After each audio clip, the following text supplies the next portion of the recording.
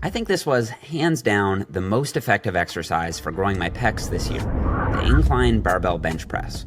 It mostly targets the chest and front delts with some bonus triceps and even side delt activation. 45-degree incline press will hit your upper pecs harder while still hitting your mid and lower pecs just as hard as a flat bench.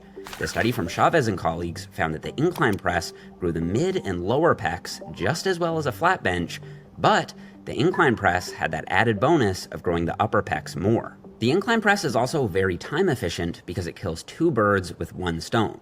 You really don't need both a flat press and a vertical press if you just meet in the middle with a 45-degree incline. All right, I'm going to hard disagree with this analysis and recommendation. Let me tell you why. The study that Jeff is referencing was done on roughly 50 untrained individuals who all only trained for 8 weeks, once per week, with 6 total sets in the different groups per week. Now, if you're a beginner and you perform a press that's kind of anywhere in this range, yeah, all of the pecs are going to contribute to those types of presses, but I don't think that this works out the same way in trained individuals who have a much higher requirement for stimulus to grow. For example, if you're doing an incline press for the upper pecs like this, proportionately the lower half of the chest is getting much less stimulus and work compared to the upper half. Where conversely, if you do something like a dip that's really a decline press, you're going to be stimulating this lower half of the pecs much more than the upper half of the pecs. So taking a study and extrapolating the results from it, especially when we're talking about 8 weeks in untrained individuals onto a trained population who is likely listening to this content, is probably a bad idea and not a good recommendation. And one of the things that the authors of this paper actually concluded here is that we shouldn't take these results and extrapolate them out very long term because we simply don't know how these results would hold up in different populations and through different timelines. Another thing that should be noted is that the way that you perform a flat press will have a significant impact on which part of the pecs you're targeting. If you perform the flat presses really wide with very little shoulder blade motion, you'll be targeting more of the upper chest in general. And bringing your arms a little bit more narrow, arching a little bit more, and allowing for more overall shoulder blade movement will allow for more of the middle and lower pecs to contribute. And since the study didn't have images or videos of how exercises were performed, we can't really make any strong claims about specific exercise variations, beyond actually just understanding biomechanics